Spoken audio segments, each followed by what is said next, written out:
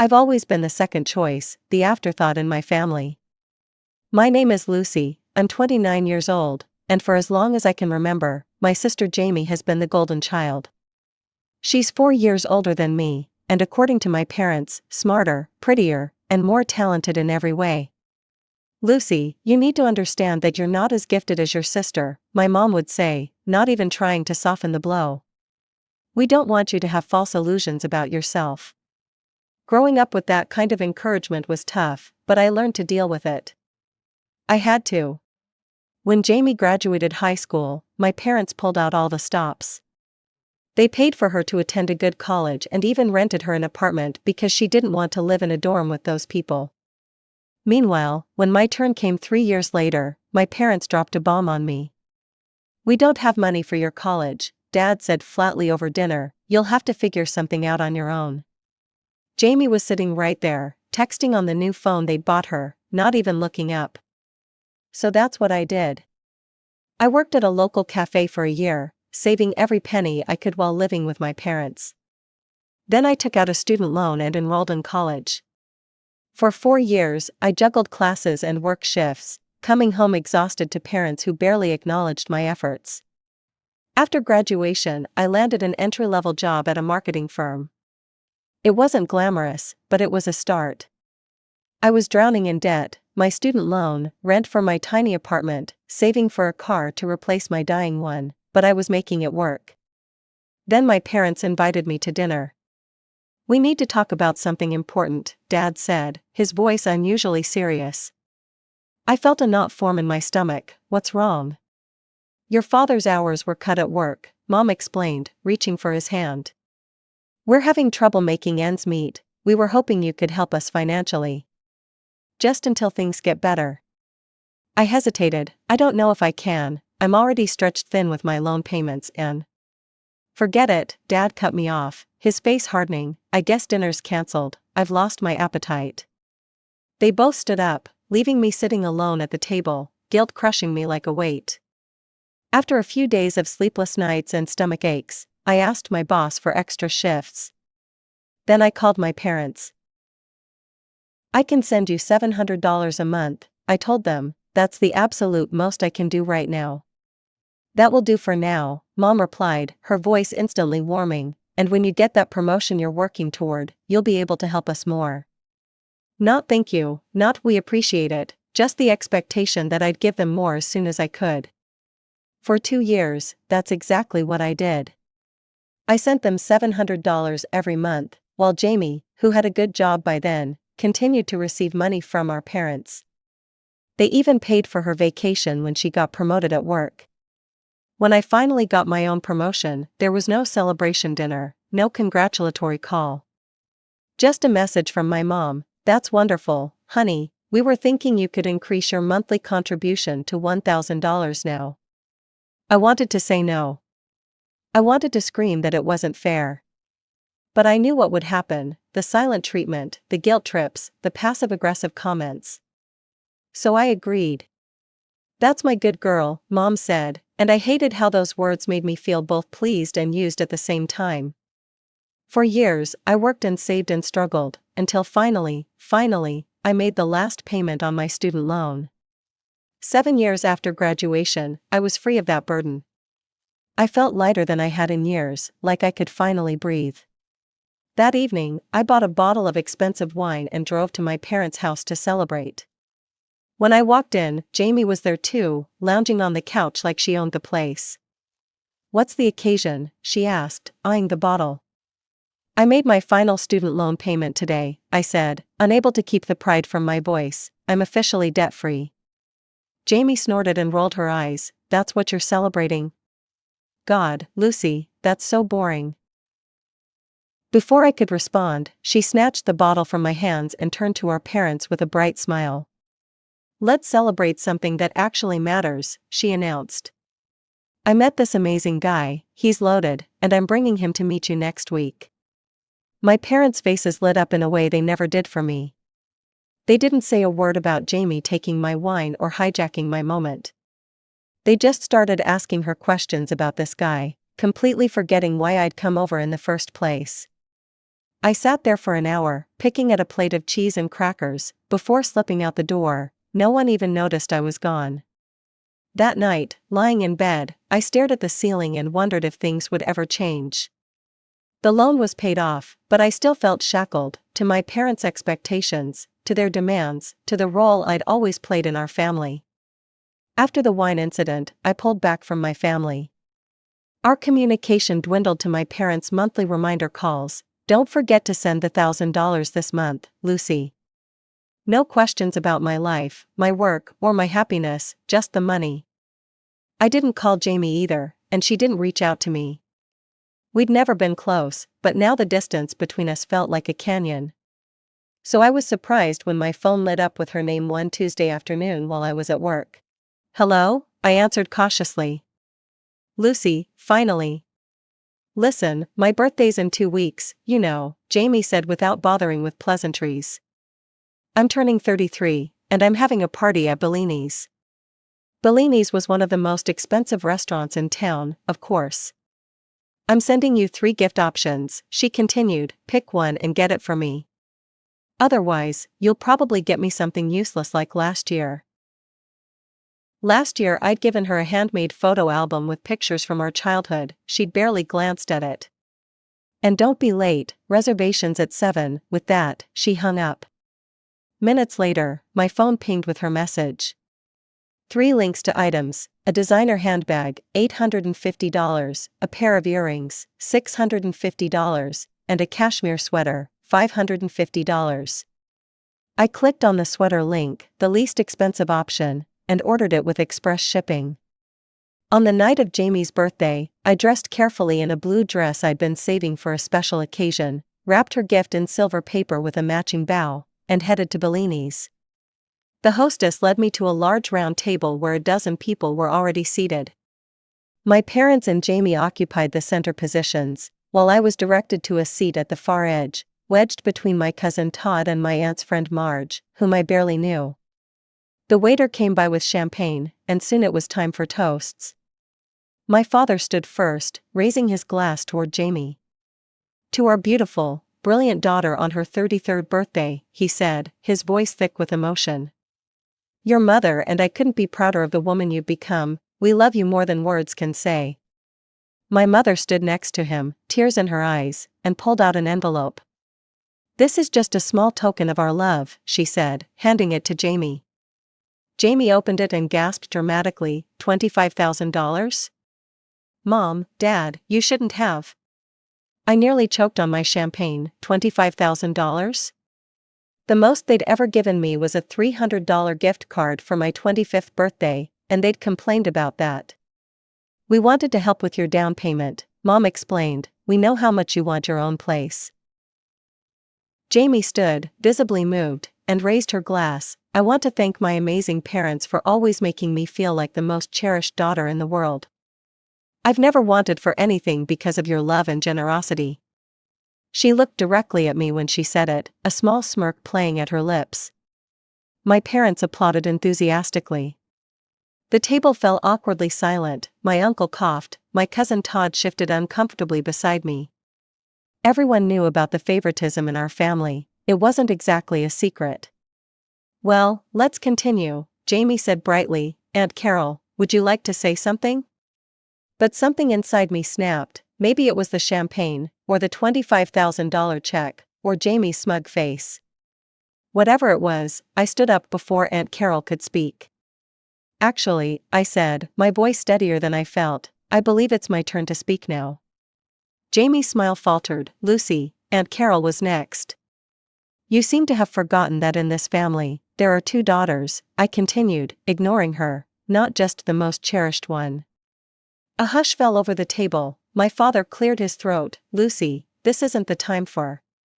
"For what, Dad?" For the truth, my heart was pounding, but I couldn't stop now.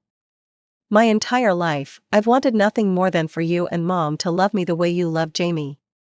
But I realize now that's never going to happen." "You're overreacting," my mother said dismissively. "This is just like you, always making things about yourself." "Am I?" I turned to face them directly. "What's the address of my apartment?" My parents looked at each other, confusion on their faces. "You don't know, do you? Aunt Carol, do you know where I live?" My aunt nodded. "The Parkview Apartments on Maple Street, apartment 3B.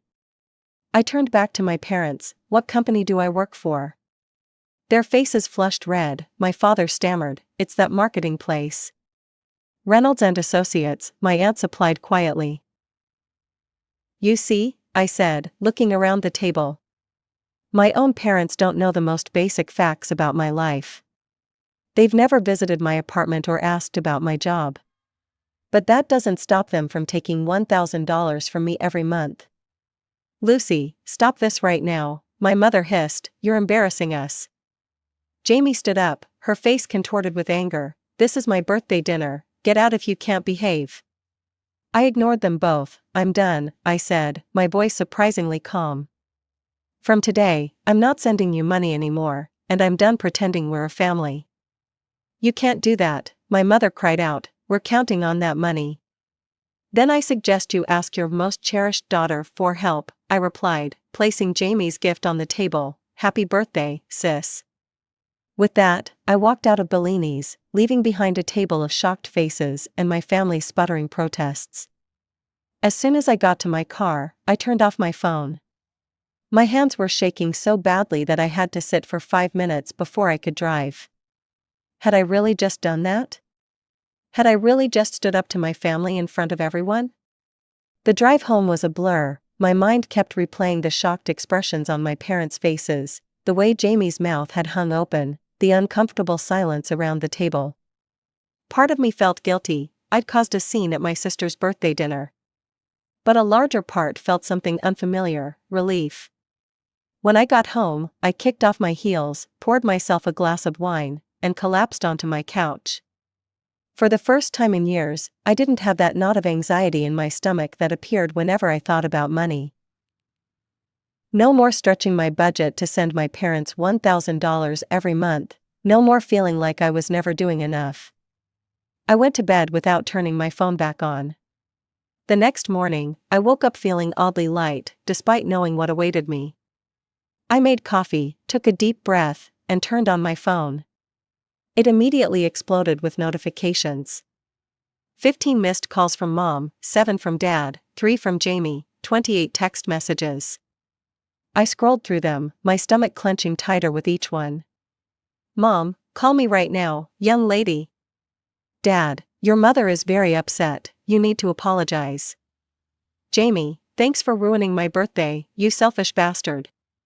"Mom, we're counting on that money, Lucy, this isn't fair to us." "Dad, after everything we've done for you, this is how you repay us?" I laughed bitterly at that last one.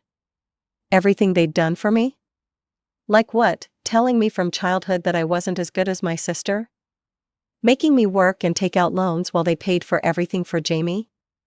But then I noticed other messages, from relatives who had been at the dinner. "Aunt Carol, I'm proud of you, Lucy," it needed to be said. "Cousin Todd, that was intense last night, but you stood up for yourself, finally." "Uncle Bob, your parents have always played favorites, good for you for calling it out." Their support brought tears to my eyes. I hadn't expected anyone to take my side. I took another deep breath and opened my banking app. With trembling fingers, I navigated to the recurring payments section and found the monthly transfer to my mother's account. I hovered over the cancel button for a moment, then pressed it firmly. A confirmation message appeared: recurring payment cancelled. The next 2 weeks were surprisingly peaceful. I blocked my parents' and Jamie's numbers, so I didn't have to see their messages or calls. I went to work, hung out with friends, watched movies, and for the first time in years, I didn't feel like I was constantly treading water financially. I started putting the extra $1,000 into a savings account, fantasizing about maybe taking a vacation somewhere, something I hadn't been able to afford since college. Then, exactly 2 weeks after the birthday dinner incident, I received an email from my mother. "Lucy, we noticed the money hasn't come through this month. I'm sure this is just an oversight on your part, but we need you to fix it immediately. Your father and I are depending on this contribution. Please reconsider your hasty decision and resume the payments, Mom." "No, how are you, no acknowledgement of what had happened at the restaurant. Just a demand for money. I didn't respond. A week later, another email arrived. Lucy, this has gone on long enough. We're your parents, and you owe us this much at least. The money hasn't arrived, and we've had to cancel several necessary expenses. Call us immediately, Mom. Again, I didn't respond, but this time, I did something I'd never done before. I forwarded the email to Jamie with a short message. Maybe you should help them out for a change. She responded within minutes. That's not my responsibility, you're just trying to get out of your obligations, they're your parents too. I typed back, funny, they've always treated you like their only child, now that money's involved, suddenly I'm their daughter too? She didn't reply to that. Another week passed. I was cooking dinner one night when my doorbell rang. I wasn't expecting anyone, so I peeked through the peephole. My parents stood in the hallway. My heart started racing. I considered pretending I wasn't home, but they must have seen the lights on. I took a deep breath and opened the door, but only partially, keeping the chain on. What are you doing here? I asked, surprised by how steady my voice sounded. They looked tired. My father's shirt was wrinkled, and my mother's hair, usually perfectly styled, was pulled back in a messy ponytail. Lucy, please, my mother said, her voice softer than usual, can we come in? We need to talk. I hesitated, then unhooked the chain and stepped back. They entered cautiously, as if stepping into unfamiliar territory, which, I realized, they were. This was the first time they'd ever been to my apartment. How did you find my address? I asked as they stood awkwardly in my small living room. We asked Aunt Carol, my father admitted, looking embarrassed. Of course they had. What do you want? I tried to keep my voice neutral, but I could hear the edge in it. My mother sighed, Lucy, we're sorry. We've been thinking about what you said at the restaurant, and, you were right. We haven't been fair to you. We haven't been interested in your life the way we should have been. I stared at them, suspicious, and we want to make things right, my father added, we miss you. You miss my money, I said flatly. That's not true, my mother protested, but I could see the flicker in her eyes. We genuinely regret how we've treated you. You regret that I finally stood up for myself and cut you off, I corrected her. You regret that your ATM suddenly stopped working. Lucy, please, my father started, but I held up my hand. No, I don't want to hear it. I've spent my entire life trying to earn your love and approval, and I'm done. I'm done trying to compete with Jamie, I'm done feeling like I'm never good enough, and I'm done sending you money that I work hard for while you ignore everything else about me. They looked at each other, clearly not having expected this level of resistance. We're giving you time to think, my mother finally said, we'll wait for your call. My parents left shortly after that, promising to give me space but making it clear they expected to hear from me soon. I closed the door behind them and leaned against it, my heart pounding. Part of me wanted to believe they were sincere, that they really did regret how they'd treated me. But the larger, wiser part knew better. That night, I couldn't sleep. I tossed and turned, replaying our conversation and second-guessing myself. Had I been too harsh? Should I have given them another chance? But then I remembered all the birthdays they'd forgotten, all the achievements they'd dismissed, all the times they'd compared me unfavorably to Jamie. And I remembered how they hadn't even known where I lived or where I worked. The next morning, I called Aunt Carol. Hey, sweetie, she answered warmly, how are you holding up? Did you know my parents were going to come to my apartment? I asked. She sighed, they called asking for your address. I was torn about giving it to them, but I thought maybe they were finally ready to make amends. Was I wrong? I'm not sure, I admitted. They said they were sorry, but it felt like they were more sorry about the money stopping than anything else. Your parents have always been, she paused, searching for the right word, complicated. They've never been good at admitting when they're wrong, but maybe this is a start? I wasn't convinced, maybe. What are you going to do? She asked. I don't know yet, but I'm not sending them money again, that's for sure. Good for you, she said firmly, and Lucy? I want you to know that I'm proud of you. You've worked so hard, and you've accomplished so much on your own." Tears sprang to my eyes. Why couldn't my own parents have ever said those words to me? A week passed without any contact from my parents. Then 2 weeks. I kept expecting them to show up at my door again or find some new way to contact me, but there was nothing. At first, I was relieved, then, oddly, disappointed. Had they given up that easily? Then, exactly a month after their visit, I received a letter in the mail. It was from Jamie, of all people. I almost threw it away unopened, but curiosity got the better of me. Inside was a single sheet of paper with her precise handwriting. "Lucy, Mom and Dad are struggling financially without your contributions. They've had to cut back on a lot of things. Dad is looking for a second job, and Mom is talking about going back to work for the first time in 20 years. They asked me to help them out, but I can't afford to right now. My boyfriend and I broke up, and I had to move to a smaller apartment. I know we've never been close, and I know I've been the favorite. I didn't ask for it, but I didn't exactly refuse it either. I never realized how much they leaned on you financially until now. It's not fair that they expected so much from you while giving so much to me. I'm not asking you to start sending them money again. I just wanted you to know that they're really struggling. Maybe give them a call?" Jamie. I stared at the letter in disbelief. Jamie, acknowledging the unfairness? Jamie, not demanding I restart the payments? It was so out of character that I read the letter 3 times, looking for the catch, the guilt trip, the manipulation, but there didn't seem to be one. That evening, I sat on my balcony with a glass of wine, watching the sunset and thinking about my family. For the first time in my life, I was financially comfortable.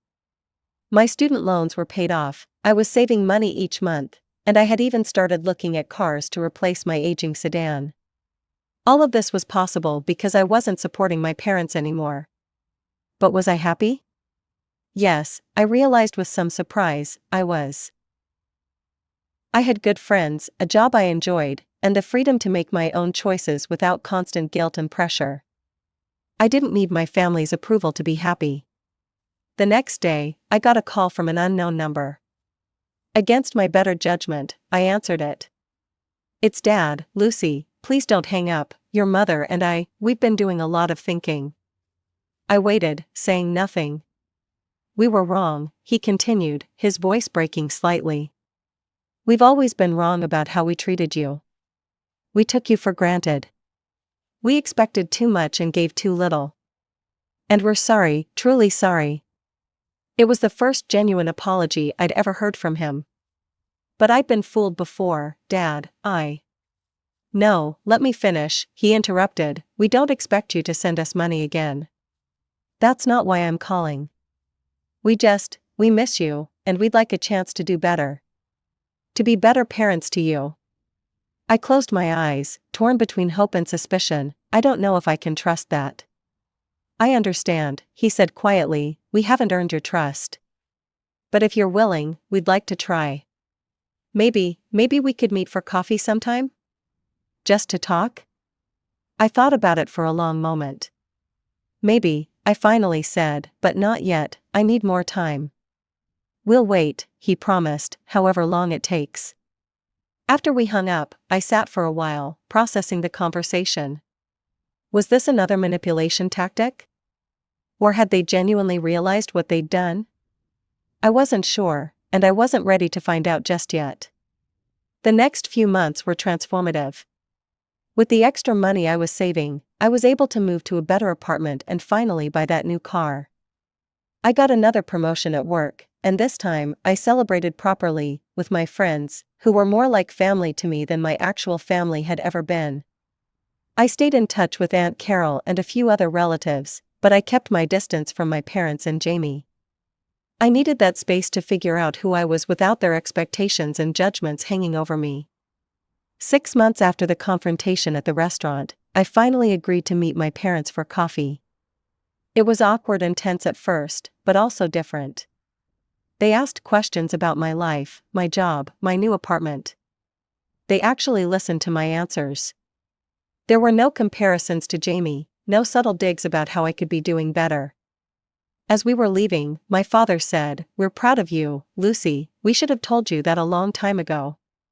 Those words, so simple and yet so profound, brought tears to my eyes. I didn't say I forgave them, I wasn't there yet. But for the first time, I thought that maybe, someday, I could. In the year that followed, I rebuilt my life on my own terms. I started dating again, made new friends, even took a solo trip to Europe with money I'd saved. I learned that I was stronger than I'd ever given myself credit for. I learned that I didn't need my family's validation to be happy. My relationship with my parents and Jamie remains complicated. We're slowly rebuilding trust, one careful step at a time.